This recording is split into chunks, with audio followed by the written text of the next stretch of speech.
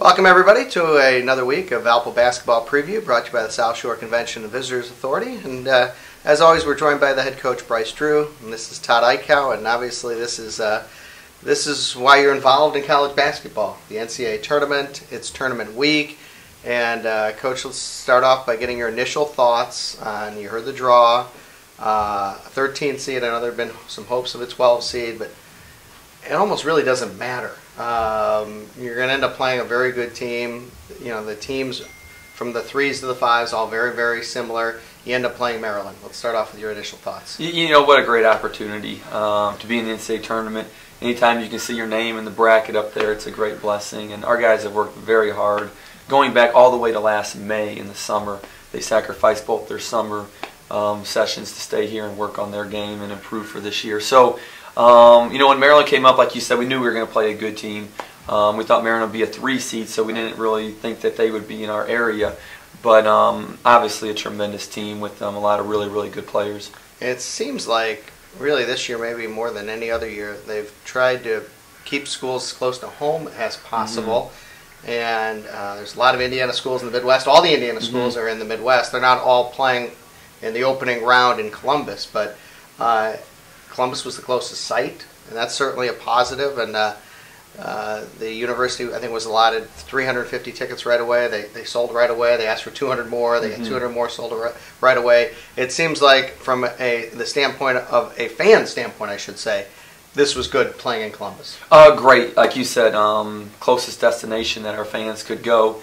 We know Maryland's going to travel well, so they're going to have fans there also. But, you know, if we were in Jacksonville or Seattle or Portland, where we thought initially we'd be going, you know, our fan turnout probably would not have been as good.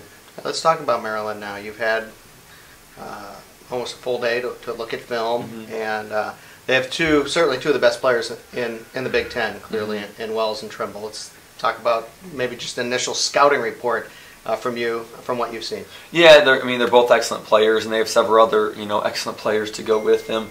You know, I think both of them score in a variety of ways. They score while still playing unselfish and within the concept of the offense of what they're trying to do. And then they have good pieces around that help complement them.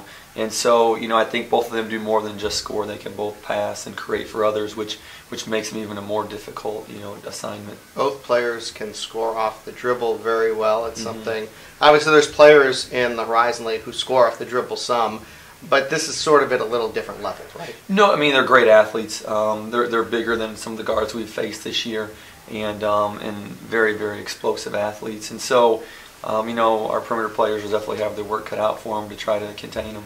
I think one thing that's positive, and we talked about it all year, you have some guards who can really guard.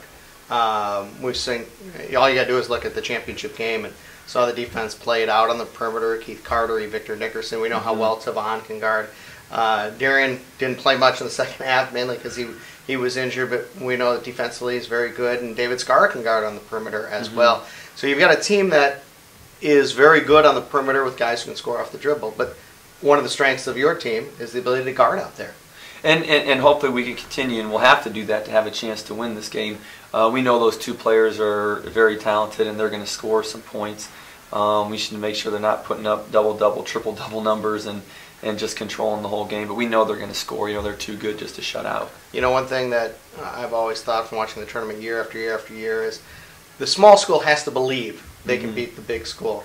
And I go back to maybe your junior year when you guys nearly beat Boston College, and he said, all right, now we understand that we can go in here and we can win a basketball game. And then, of course, the next year, you know, the 2 victories in the NCAA tournament. Do your guys believe they can win? You know, this group has been enjoyable to coach all year. They've made my job really easy.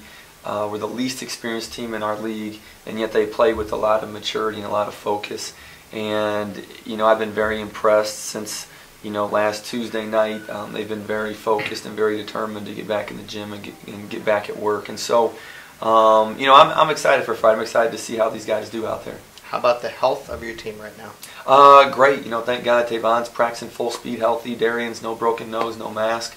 He's out there. So thank God we're healthy, and we got 4 more days to get healthier, hopefully, before the game. Good luck on Friday. Thanks, Todd. For head coach Bryce Drew, this is Todd Eichow. Thanks for joining us this week on Valpo Basketball Preview, brought to you by the South Shore Convention and Visitors Authority.